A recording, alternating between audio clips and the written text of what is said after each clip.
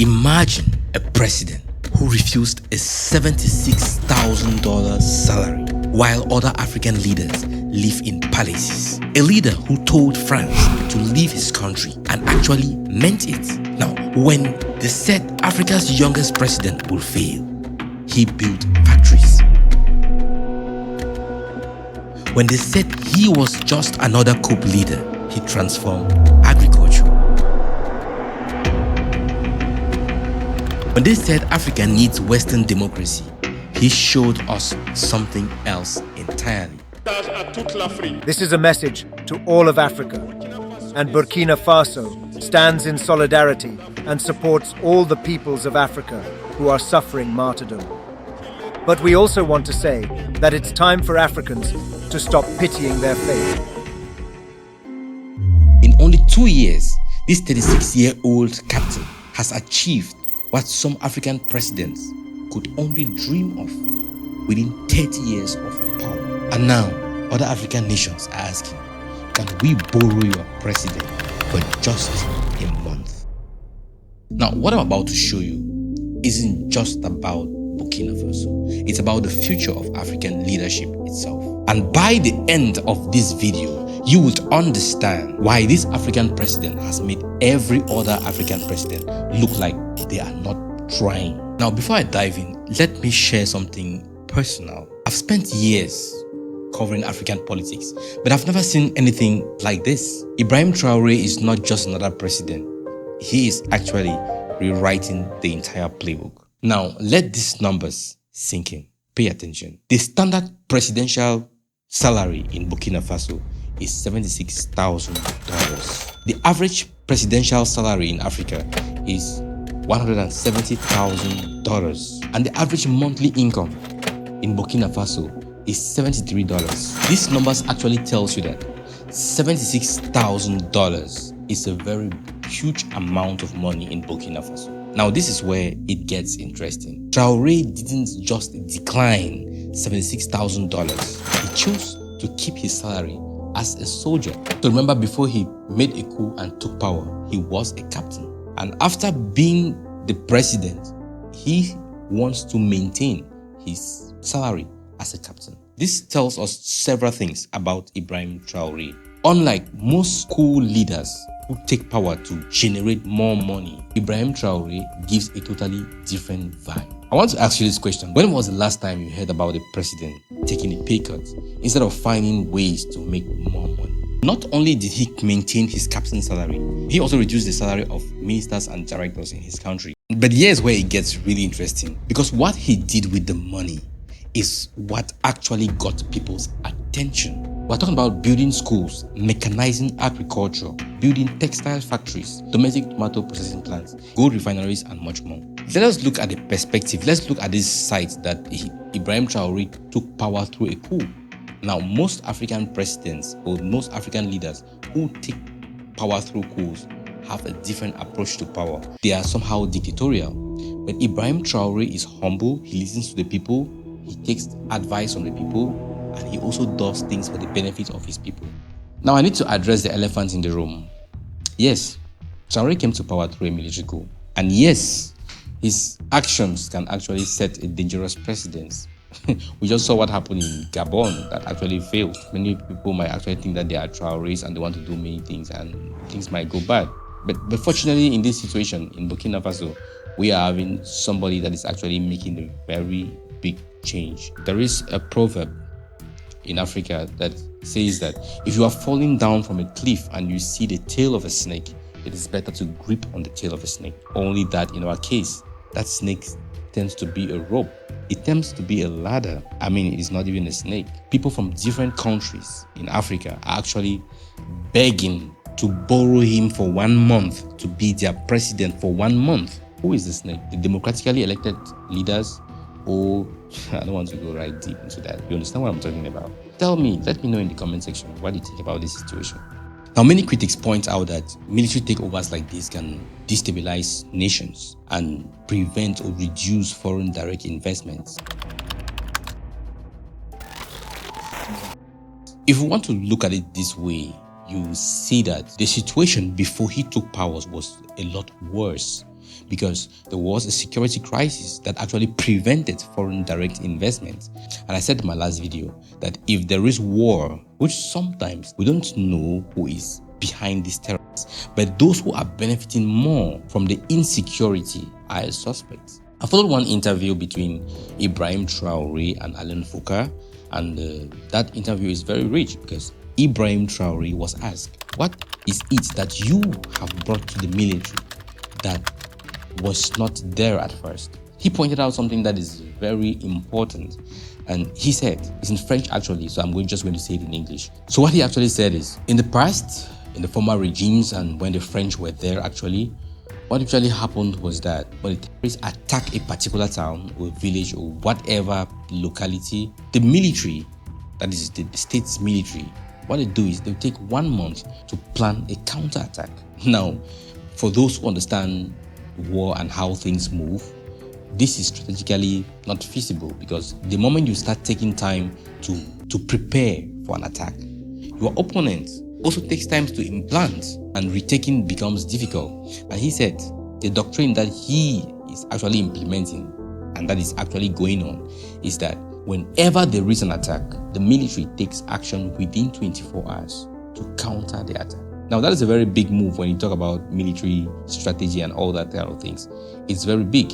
And just that alone scares the terrorists. They understand that action equals reaction, and so prevents them from even attacking. That's why he went forward to say in this same interview that at first the Burkinabe military was on the defensive, but now they are on the offensive. They are actually dismantling terrorists from different towns and cities in Burkina Faso. So this is a country that had France, a Western nation, powerful, a very powerful nation, powerful in the military, powerful in many other things, intelligence. They have the satellites that observe everything. But yet, during the time when France was still in Burkina Faso, they claimed they couldn't track the terrorists. So how are the Burkinabes doing now? They track the terrorists. They actually know where they are. They go for them, and that's how they dismantle the terrorists from different villages and different cities. So there is something here that is very suspicious. We don't want to conclude yet, but it doesn't really speak very well. Now, and if you think that is very surprising, wait till I tell you this. Traore actually testified that the Burkinabe military didn't have enough guns to fight the terrorists. Now, remember, this is a period where France was actually stationed in Burkina Faso, and they said they were giving military assistance to the Burkinabe military. So what kind of assistance was that? He went forward to also say that at times they will borrow guns from neighboring countries to go and fight terrorists. And after they fight the terrorists, they have to return back the guns. Now, imagine a situation where the terrorists know that you borrow guns from X country or Y country to come and carry out a counterattack, and then after that counterattack, you are going to give back the guns. The terrorists are simply just going to come back. And take in mind, these countries, they say they were supporting Burkina Faso. They had all kinds of satellites in the sky. They had all kinds of drones flying 24/7, but yet they could never see terrorists. But now Burkina Faso has sent them away, and Burkina Faso is suddenly seeing terrorists. So what was actually going on? One other very big thing that Traore has actually done to Burkina Faso that is very huge, that has actually contributed to his success in bringing security to the country, is that Traore has built a level of patriotism that the Burkinabes had never seen before. The level of patriotism is very high. Now, to fight any war, you need a very high level of patriotism. You need logistics. You need intelligence, that's situational awareness. You need all those three things to fight war. At first, patriotism was missing. Without patriotism, you will not be able to mobilize enough soldiers to go to war. But with patriotism, even Ibrahim Traore himself has said he can mobilize 1 million soldiers to fight any war that he wants. This is because he has increased the level of patriotism within his people. There was also an instance last year in Burkina Faso where the Supreme Court actually said there is no war in the northern region of Burkina Faso, and that Ibrahim Traore is making this up so that he can continue being in power. Do you know what Ibrahim Traore told the magistrates in the Supreme Court? He told them that, okay, you are civil servants. I'm going to put you on a mission. Go to the war front and verify for yourself if there is a war or not. And everything just went down. See, Africa is a continent where many people are struggling to have their hands on many things in Africa. Resources, influence, and all that. Sometimes you will see a parliamentarian talking in the parliament. You think that he's actually representing his people. Meanwhile, he's being lobbied by a foreigner. Leaders like Ibrahim Traore are in very short supply in Africa. So Ibrahim Traore's popularity is not just limited to Burkina Faso alone. It is actually extended to other regions in Africa. Many citizens from different countries are calling Ibrahim Traore to be their president just for a month. So this brings us to a crucial question. Is democracy the only path forward for Africa? So here is what we can learn from Traore's leadership. Leadership isn't about personal worth. Direct engagement with citizens matters. Now, there are several videos where Ibrahim Traore is actually engaging with citizens. I mean, several. Now, look at this one here. He's actually apologizing for what happened within the neighborhood. Which African president does that? Some African president comes to national television only twice a year, talk less of giving speeches and apologizing to citizens physically. That's not how it goes. So this guy is on another level. He's something else. We have said so many contrasting things in this video. I've talked about salary, going after money. This guy is not going after money. Totally. All the signs are clear. He's not going after money.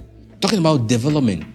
He's actually putting developmental projects. He's putting projects. He's opening factories. He's creating jobs. He's making the lives of people better. He's sending electricity to places. He's opening schools. There are lots of things. This president is something else. Another thing to learn from Ibrahim Traore is that action speaks louder than words. You don't need to be making promises to people all the time. Just show them. And he says this all the time. In that same interview that I talked about earlier, there was a place where he was actually asked to talk about the projects that he has been doing. He said he's going to allow the people to speak for themselves what he's doing. Action speaks louder than words. Goal getters, what you have seen today is not just about Ibrahim Traore. If you think it's about Ibrahim Traore, no, you're wrong. It's not just about Ibrahim Traore. It's about the new Africa. It's about something much bigger. For too long, they have told us that Africa needs to follow a particular blueprint. We're always the ones to copy the democracy from some place. We are always the ones that they say that our success can only come from copying from someone else. What if the answers we have been searching for have been here all along? This isn't just about one man's choices. It's about what's possible when African leaders choose their people over their pockets. And this happens when they choose actions over empty promises. When they choose to stand tall instead of bowing down. Now, look at what one leader achieved in just 2 years and multiply that across 54 African countries. Imagine an Africa where every African president works with this same intensity, this same dedication, this same love for their people. We are not just witnessing a change in Burkina Faso. We are watching the birth of a new African leadership model. One that doesn't ask for permission to succeed. One that doesn't wait for foreign approval. One that understands that Africa's time isn't coming. It is here. The question isn't whether Africa can rise. The real question is, which other African leaders will have the courage to follow this example? There is a saying that goes, the darkest hour is before dawn. Family, I believe we are watching Africa's dawn in Burkina Faso. My name is Asongwe Luis. You're watching Africa Today. If you haven't subscribed to this channel, I don't know what you're waiting for. Hit the like button and massage the subscribe button. I also want to thank our supporters who have been supporting us for quite a very long time. I want to tell you that you are the reason why we are producing educational content for more Africans to become entrepreneurs. See you in my next video.